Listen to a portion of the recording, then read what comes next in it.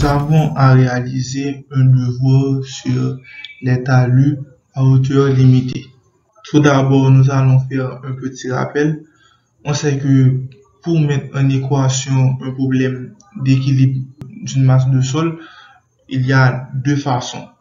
Il y a des méthodes dites globales, comme la méthode de Taylor, de Kaku, de Biarritz. On étudie l'équilibre de l'ensemble de la zone de glissement où la ligne de rupture est la plupart du temps supposée circulaire.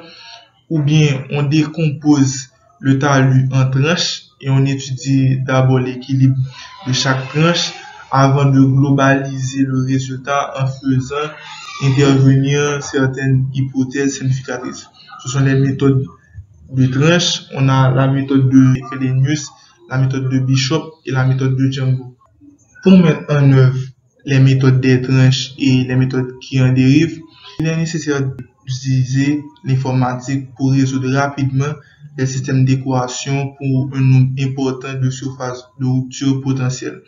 Dans les cas les plus simples, les solutions ont été portées sous forme d'ABAC qui permettent ainsi d'obtenir rapidement les facteurs de sécurité.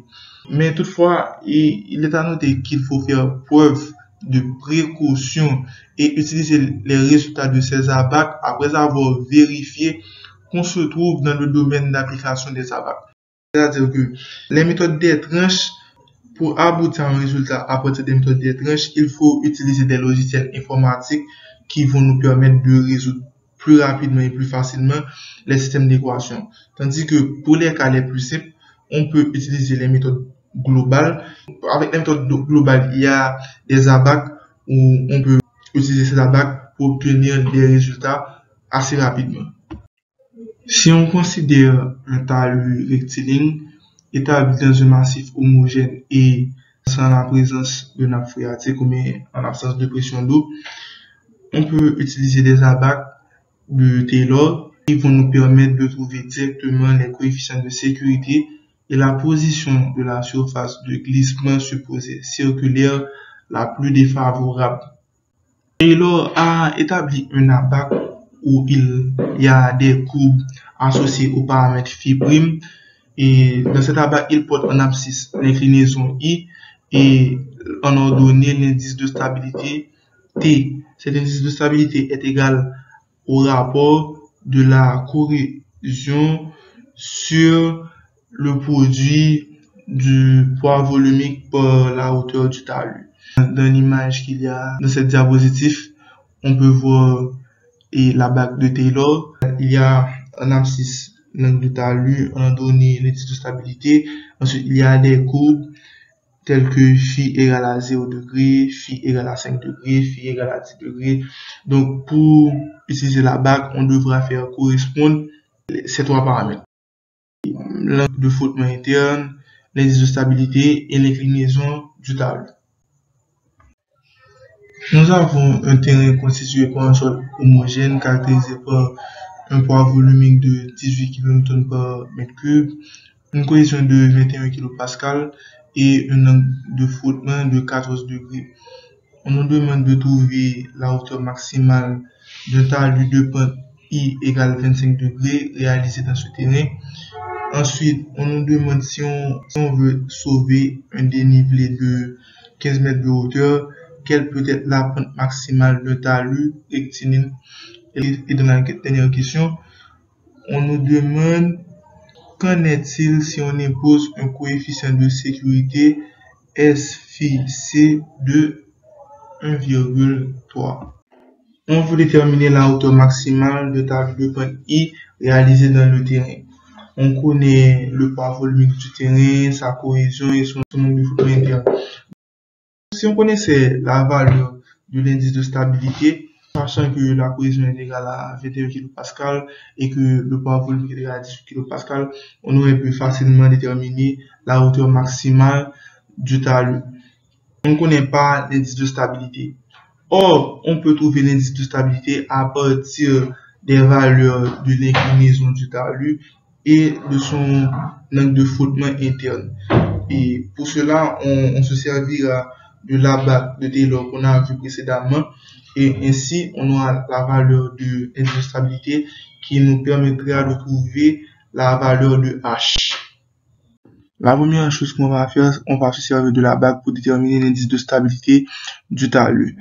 On connaît phi' qui est égal à 14 degrés, l'inclinaison qui est égale à 25 degrés, mais en regard dans la bague, il n'y a pas de courbe phi' égale à 14 degrés. Donc, on va faire une interpolation pour déterminer l'indice de stabilité pour phi' égale à 14 degrés.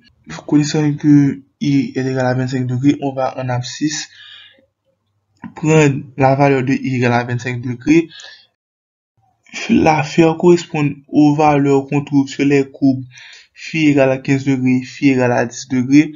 Donc, on trouve les valeurs de l'indice de stabilité pour phi est égal à 10 degrés et phi est égal à 15 degrés pour l'inclinaison de 25 degrés. Ensuite, on fait l'interpolation et on trouve que l'indice de stabilité pour phi est égal à 14 degrés si I est égal à 25 degrés est égal à 41 millième. Connaissant l'indice de stabilité du talus, on peut déterminer H à partir de la formule qui nous dit que l'indice de stabilité du talus est égal au rapport de la cohésion sur le produit du poids volumique par la hauteur maximale. Donc, en appliquant la formule, on trouve que la hauteur maximale est de 28 mètres.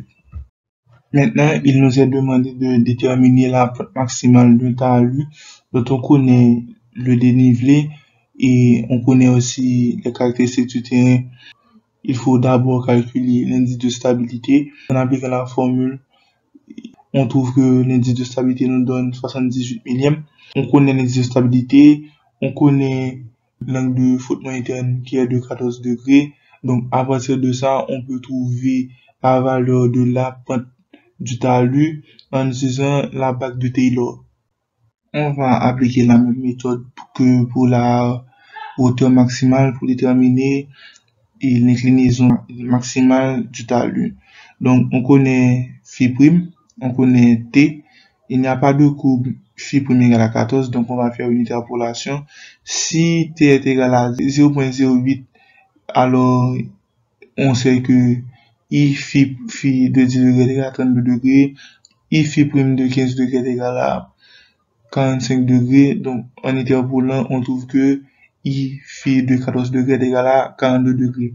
Donc, la pente maximale pour un talus de dénivelé 15 mètres est de 42 degrés. Nous allons faire quelques rappels théoriques sur les abaques de Taylor.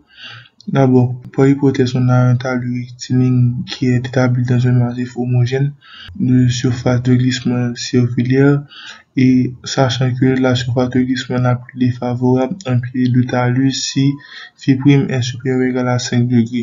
On connaît comment calculer l'indice de stabilité. Pour les coefficients de sécurité, on a les égalités suivantes.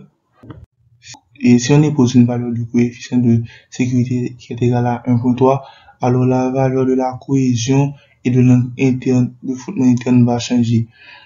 Et en appliquant les formules, on trouve que la valeur de la cohésion est égale à 16.1 kPa, la valeur de l'angle de frottement interne est égale à 8 degrés.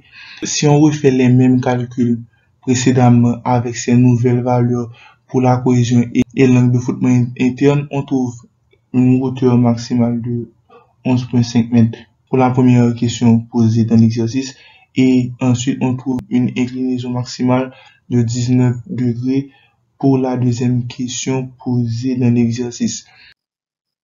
Merci d'avoir suivi l'exposé.